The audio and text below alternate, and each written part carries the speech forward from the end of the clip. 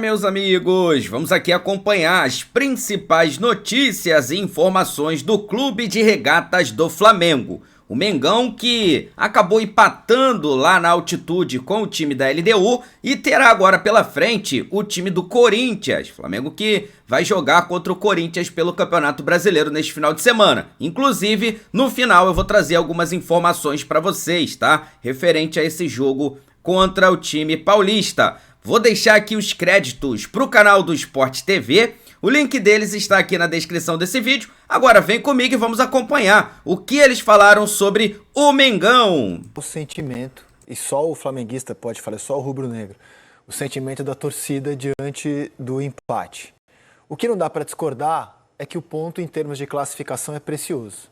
Derrota em Quito seria muito ruim, seria quase que um desastre nessa fase de grupos para o Flamengo. Ele ia ter que correr muito atrás. O ponto deixa o Flamengo numa situação ok, não é maravilhosa, mas é uma situação ok. Imagina o Flamengo ontem perdendo esse ponto, estacionando em 3, e a LDU chegando a 7, com o Central Córdoba jogando com o Táchira na rodada. Seria uma remada forte para ele buscar. Não dependeria mais dele para se classificar. Perfeito. Então, em termos de classificação, é um ponto precioso. Vamos debater agora o rendimento do Flamengo na altitude de Quito. Acho que é senso comum que o primeiro tempo mostrou um Flamengo que perfeitamente poderia ter vencido o jogo, né? No primeiro tempo. Tem a oportunidade do Arrascaeta, que talvez tenha sido a melhor oportunidade, que ele limpa a bola para a perna esquerda, acaba finalizando, mas sem força. Assim, como eu disse, a LDU me surpreendeu negativamente nesse primeiro tempo, porque até pela essa questão da discrepância física por conta da altitude, eu imaginava que os caras já iniciariam o jogo tentando engolir o Flamengo, colocando o jogo numa altíssima rotatividade, intensidade, exatamente para desgastar fisicamente o máximo possível o time do Flamengo, inclusive tendo mais posse de bola e fazendo o Flamengo correr atrás da bola na altitude. E o que a gente viu foi o contrário. Foi o Flamengo conseguindo ter a posse de bola e você, com a posse de bola, obviamente, você consegue, entre aspas, descansar dentro do jogo, o desgaste é muito menor. E o Flamengo, aos poucos, ia conseguindo encontrar os espaços. O primeiro tempo, assim, para mim, foi um primeiro tempo corretíssimo do Flamengo. E, obviamente, poderia, inclusive, ter conseguido a vitória. Alguns erros, se a gente for pensar nas principais oportunidades que ele deu, foi esse lance aí do Arrascaeta, que é a melhor oportunidade que ele limpa para dentro. A bola acaba ficando, acho que um pouquinho muito perto do corpo, né? E a finalização de perna esquerda acaba não saindo tão forte. Mas aí, se a gente for pensar no jogo, as principais chegadas da LDU foram em erros de passe do Flamengo. Numa bola que o Wesley tenta inverter no meio e tem uma interceptação, num outro lance na lateral, onde o Bruno Henrique acaba tomando um tronco também. Mas assim, foi um jogo onde o Flamengo, durante a maior parte, teve o controle da partida. No segundo tempo, ali a partir dos 20, 25 minutos, é que o time morre fisicamente, que também é absolutamente normal, mas ainda assim sofre muito pouco ou quase nada. Só aquela última bola de cabeça no final do jogo. E mesmo assim tem uma oportunidade claríssima com o Araújo, né? Verdade. Sim. E tem uma oportunidade claríssima, porque ele faz uma jogada em velocidade, que é o forte dele, e acaba chutando para cima. Eu penso igual, assim, o Flamengo é um ponto precioso para o Flamengo. Eu não tenho nada para criticar, pelo contrário, eu tenho que elogiar o Flamengo, porque eu sei como é difícil jogar na altitude. É muito complicado jogar na altitude. O Flamengo, no primeiro tempo, foi melhor, né? O Flamengo, no segundo tempo, não foi melhor como foi o primeiro tempo, mas tampouco sofreu e teve essa ocasião claríssima de gol do Araújo no final do jogo, né? Poderia ter trago os 3 pontos. Então, assim, eu acho que para jogar lá tem que pensar dessa forma e tem que realmente tirar o de melhor. O melhor foi esse 1 ponto e podendo decidir dentro de casa. E essa cabeçada matou muita gente de susto, cara. E aí você já vê que o desgaste toma conta, né? Então, assim, para mim foi nítido. Os últimos 20 minutos... Cara, o Flamengo suportou. Fisicamente acabou o Flamengo. Assim, nos últimos 20 minutos era assim, jogar a mão pro céu e torcer, cara. Porque o time estava muito normal. Eu até estranhei o Felipe não ter feito as 5 alterações. Ele morreu com uma alteração no banco. Eu estranhei isso exatamente porque, de repente, você coloca ali... Faz aos 46. É isso. Você bota mais um defensor ali, mais um jogador dentro da área, porque era natural que a LDU fosse começar a tentar levantar a bola na área, finalizar de longa distância por conta da questão da variação do Flamengo muito assim, da bola. O Flamengo entendeu que ou foi entender depois que a bola ela pega muita velocidade. No terço final, eles estavam tentando muito passe curto e a bola pegava velocidade e acabava saindo. O Ortiz e o Danilo erraram uns 3 muito, passes exatamente. assim, que você olha e fala, cara, os jogadores dessa qualidade técnica não erram esse tipo de passe. Foi a única coisa assim, que eu vi que eles tinham que fazer essa leitura de jogo um pouco mais rápido, de repente começar a virar um pouco mais jogo, até no terço final começar a virar um pouco mais jogo e de repente botar a bola na área, né? Mas, assim, em termos geral, acho que o Flamengo foi muito bom e poderia ter vencido, foi melhor do que a LDU, foi melhor, e é muito difícil. Dificilmente nós vamos chegar aqui e falar assim, olha, um time brasileiro foi jogar na altitude e foi melhor que o time. Então, assim, foi melhor na maioria do tempo do jogo. Então, é um ponto muito, muito importante para o Flamengo. Às vezes você ganha sem ser melhor durante a maior parte do tempo. Acontece, né, no futebol. E quem viu o programa de ontem, a gente estava debatendo as prévias que apontavam o Gerson como segundo volante no lugar do De La Cruz. A gente estava desconfiado. Pô, será que o Gerson... E, de fato, a nossa desconfiança era correta. Jogou o Everton Araújo por ali, incorporou o meio de campo. E antes de debater o Flamengo na Libertadores e mais sobre o jogo de ontem, vamos ouvir o Felipe Luiz comentando o resultado ontem em Quito. Bom, primeiro o jogador, eu acho que só o Bruno, né, que pediu auxílio de oxigênio. Mas assim, todos sentem, todos. Só que assim, eu também peguei os dados do ano passado, dos jogadores que sentem menos ou que sofrem menos. Então a função defensiva mais importante do time hoje tinha o Gerson, que era o encarregado de pressionar o zagueiro alto e também ajudar o Wesley dentro da área. Então ele tinha que fazer um esforço muito grande.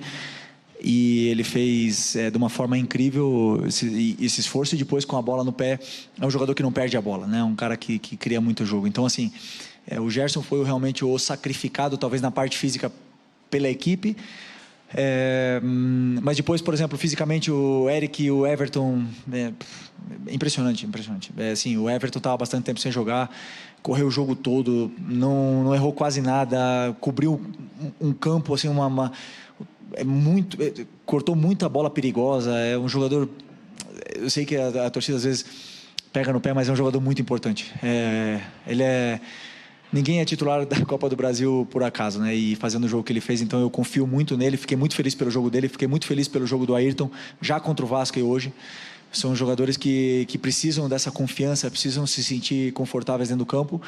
E, assim, a nível geral, eu fiquei feliz com o desempenho de todos eles. Não posso te dizer que nenhum, assim, que eu não gostei.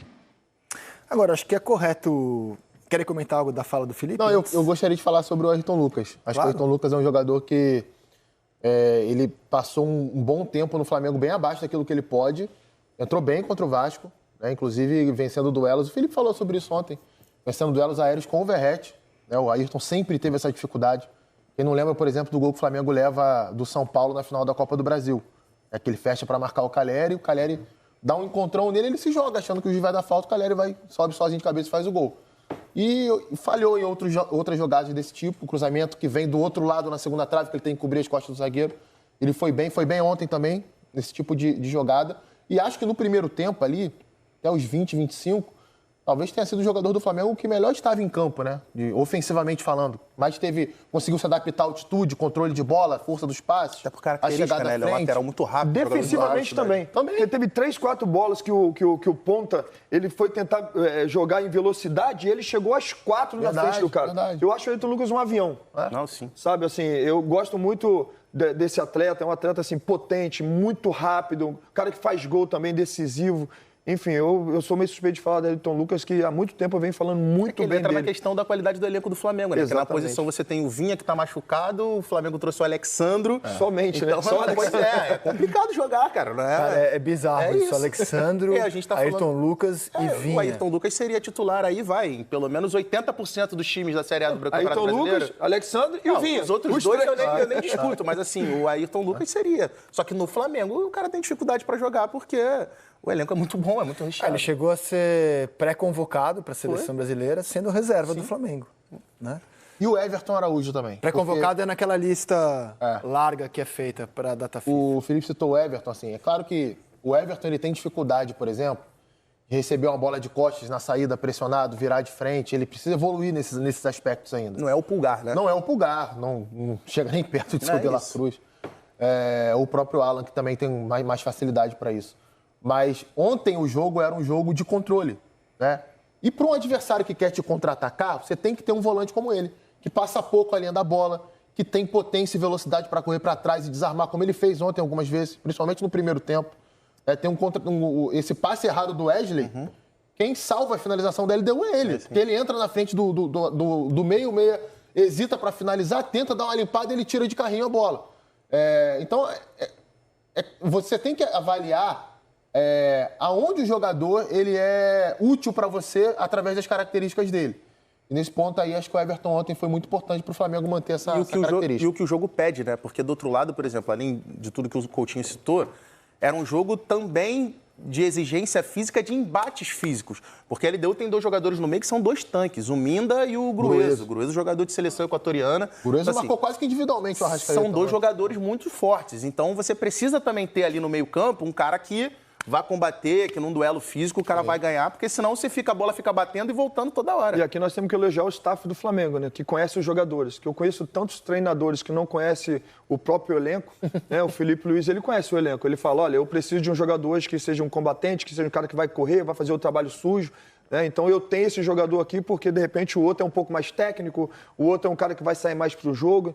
Então isso é mérito de fato para o staff que conhece todo o elenco e sabe, né, a característica de cada um do elenco. Isso é importante. E quando eu falei que o Everton não é um pulgar, não é... Essa é a conclusão que a gente do Arrasca, né?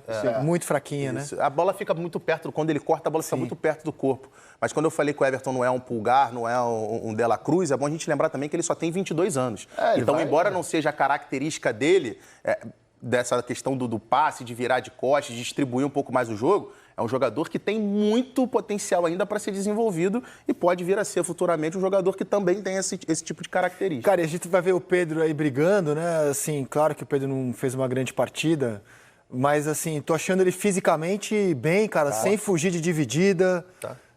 Deu aquele carrinho para fazer o gol. Inclusive, se o Flamengo tivesse uma referência de ataque um pouquinho mais técnica ontem no primeiro tempo, feito um exato. Gol. Que algumas bolas chegaram no Juninho que ele não conseguia segurar, não é exatamente característica dele, né? De costas ali, ou dar um tapa de primeira, uma movimentação um pouco mais inteligente. O Pedro já entra no momento do jogo em que o Flamengo começa a cair fisicamente, aí passa a chegar menos bola. Olha só, eu não tenho estudos para afirmar o que eu vou afirmar, apenas observação mesmo. Tô achando tão diferente a maneira como o Flamengo está tratando o retorno do Pedro e o Santos tratou o retorno do Neymar. Eu falei o Neymar ficou sem jogar mais tempo do que o Pedro. E as lesões foram de gravidade semelhante. E olha a cautela que o Flamengo está tendo para colocar o Pedro em campo.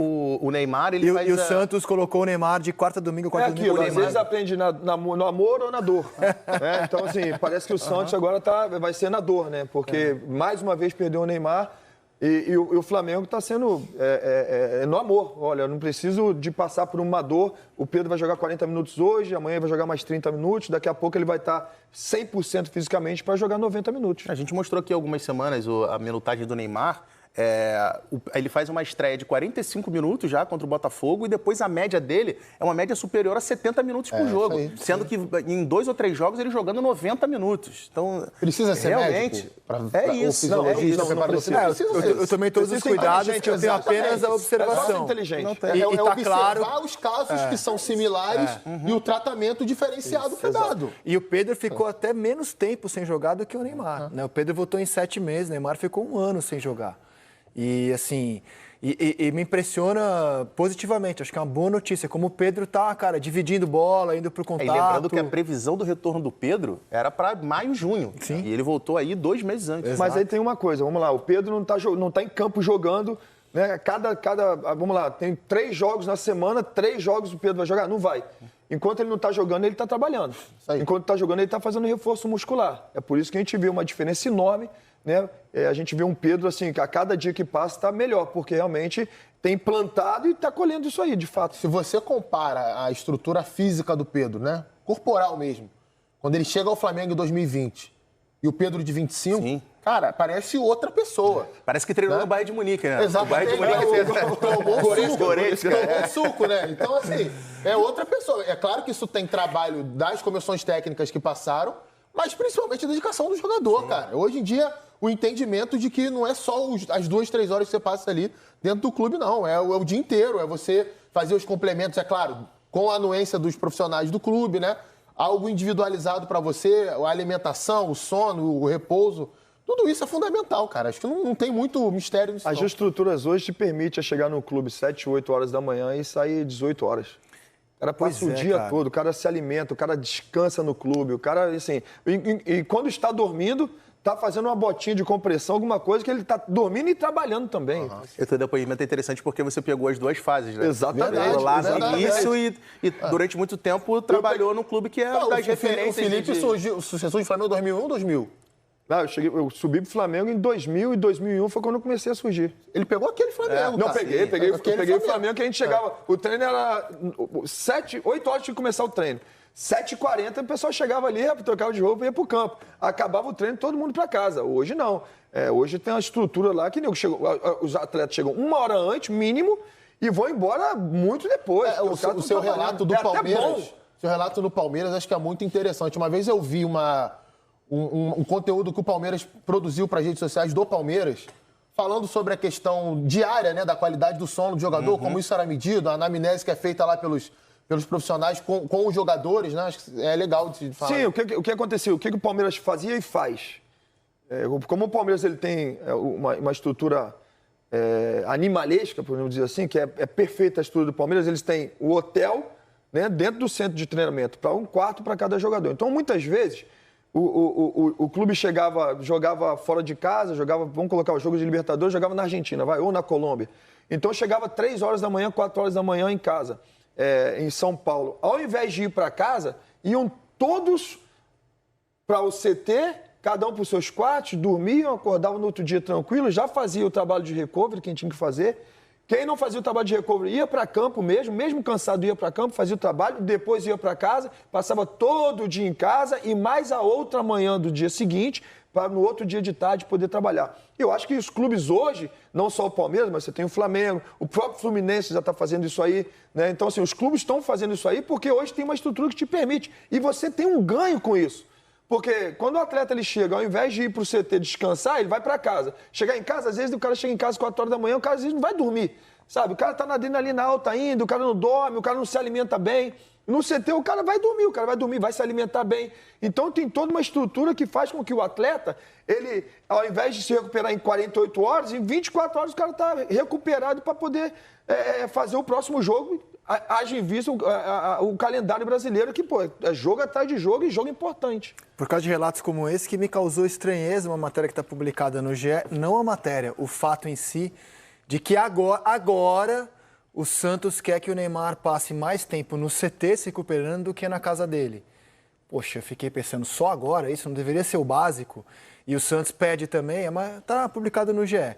E o Santos também orienta o Neymar que cesse com os compromissos sociais nesse momento de recuperação e passe mais tempo no CT e menos na casa dele, menos com a estrutura que ele tem própria, que eu acho que nunca vai ser equiparada a de um CT de um clube profissional, né? Então, me causou estranheza, não a matéria da Ana Canhedo, mas o fato em si. Agora só, não, acho que desde o começo isso deveria ser, na minha opinião, pelo menos, deveria ser o beabá de quem está se recuperando de lesão. Falar de Flamengo na Libertadores, estamos de acordo, né? Recuperação de lesão na estrutura do clube. Claro, não. Né? Perfeito. Flamengo na Libertadores. Cara, o Flamengo não fez nenhum grande jogo até o momento, né? Esse resultado muito bom. Teve uma bola na trave no minuto final do jogo. Atuação ruim do Flamengo na Venezuela. Atuação ruim. Não tem altitude, não tem nada aí. Não tem altitude. Uma vitória... Não foi também, obviamente, uma atuação boa em casa. Temos que elogiar o Central, beleza. Mas óbvio que o Flamengo jogou abaixo do que pode, também no Maracanã. E ontem em Quito. Então, assim, passados 3 jogos, até aqui, não é o Flamengo que a gente esperava na Libertadores. E pelo 3º ano consecutivo, né? 3º ano consecutivo que o Flamengo, quando sai o chaveamento, a gente olha para a fase de grupos e fala, ó, potencialmente é um grupo que é para o Flamengo nadar de braçada, primeiro colocado tranquilo. Eu lembro que as projeções aqui a gente fazendo, ó, 15 pontos e tal, e já é o 3º ano consecutivo que o Flamengo encontra dificuldades, pelo menos na fase de grupo. Eu tenho uma palavra para isso tudo, intensidade. A falta de intensidade do Flamengo em muitas vezes, principalmente em jogos de Libertadores. Eu digo isso porque, não sendo Libertadores, mas o jogo contra o Vasco, quando o Flamengo colocou intensidade, o Flamengo atropelou o Vasco nos 20 minutos finais e poderia ter feito 3, 4 gols. Até então, O Flamengo não impôs aquela intensidade que tem que ter dentro de campo. E muitas vezes eu vi o Vasco, inclusive, fazer um jogo de igual para igual com o Flamengo, tendo oportunidades também. E assim, ainda mais na Libertadores, onde os clubes vêm com sangue no olho, onde você vai pegar time argentino, que tem toda aquela rivalidade de Brasil e Argentina, os caras vêm pra cá, meu irmão, com sangue no olho, eu quero ganhar, a gente vai lutar todo tempo. Então o Flamengo tem que entrar em campo com a intensidade do início ao fim. Porque se deixar para colocar intensidade nos 20 minutos finais, nos 30 minutos finais, vai sofrer. Libertadores é diferente. Libertadores você tem que ter intensidade, tem que ter tesão para jogar futebol. E o Flamengo tem muita qualidade e o Flamengo também tem que ter essa intensidade. Aliando a intensidade com a qualidade que o Flamengo tem, mas não tenho dúvida alguma de que o Flamengo vai ganhar esses 2 jogos em casa, que o Flamengo vai chegar e vai lutar por mais um título da Libertadores. Restam os seguintes jogos neste grupo, que parecia, o próprio Flamengo celebrou que a maior dificuldade seria a logística. A gente está vendo que não é só logística, não. Amanhã tem Central Córdoba e Deportivo Táchira. A tendência é o time argentino, a tendência, né? Somar mais 3 pontos. Na quarta rodada, o Táchira recebe a LDU e o Flamengo vai visitar o Central Córdoba, na Argentina. E na quinta rodada tem Táchira e Córdoba, na Venezuela, Flamengo e LDU no Maracanã. E na sexta rodada, Flamengo e Táchira, LDU e Central Córdoba. Qual é a conta do sucesso aí, Coutinho? É bem básico, né? O Flamengo venceu os 2 jogos em casa, ele está classificado, ele chega a 10 pontos. Mas creio eu que a meta tem que ser o primeiro lugar, né? Com o elenco que o Flamengo tem, até para não passar por coisas que passou nas últimas 2 edições de Libertadores, né? Ficando em segundo no grupo. Tentar buscar o resultado positivo fora de casa contra o Central Córdoba. Do mesmo jeito que o Central Córdoba veio ao Maracanã e venceu o Flamengo, com organização, com a intensidade que o Felipe citou, o Flamengo pode fazer um jogo para vencer o Central Córdoba lá. Isso não tem muito questionamento, não é uma viagem tão longa como foi, por exemplo, para a Venezuela, que foi algo que foi muito debatido. Não é altitude. Não, ainda não digo é mais, o Flamengo é favorito contra o Central Córdoba. Exatamente, Sim. aonde quer que seja. Isso. E é um tipo de jogo que, assim, o Flamengo tem que tomar conta do jogo mesmo. Tomar conta, que eu digo, é ter a bola do jeito que gosta de ter, se instalar no campo de ataque. Eu também acho que vai. E vai. Eu acho que o Central Córdoba vai chegar lá, principalmente ganhando esse jogo de hoje, eles vão ficar bem na Libertadores. Quando vão jogar contra o Flamengo, eles vão querer um ponto do Flamengo, não vão querer perder pro Flamengo. Eu acho que quem vai propor jogo lá vai ser o Flamengo. Teve uma imagem no jogo de ontem que apareceu na transmissão que me deixou bolado. A imagem é essa daqui, ó. O Plata não pôde jogar, sentiu uma lesão no joelho e foi para o camarote. E ao lado de quem que ele está? É do argentino BKSS, que é o atual treinador da seleção equatoriana. Por que me deixou bolado? Porque o BKSS faz o que um treinador de seleção faz no seu dia a dia. A seleção se reúne em data FIFA, mas ele não trabalha só na data FIFA, ele trabalha todos os dias. Então ele frequenta estádios, ele analisa o desempenho dos jogadores do time dele, ele fica de olho nos adversários. Todo dia tem algo para fazer, algum estudo para fazer, visando, por exemplo, a próxima data FIFA, que é simplesmente Equador e Brasil em Quito, onde ele estava ali, o seu BKSS junto com o Plata. E certamente eles conversaram sobre o jogo, estavam observando atletas do Equador, ou simplesmente conversando, assistindo futebol. E por que eu fico bolado? Enquanto o BKSS e qualquer treinador de seleção está fazendo isso pelo time deles, e a gente?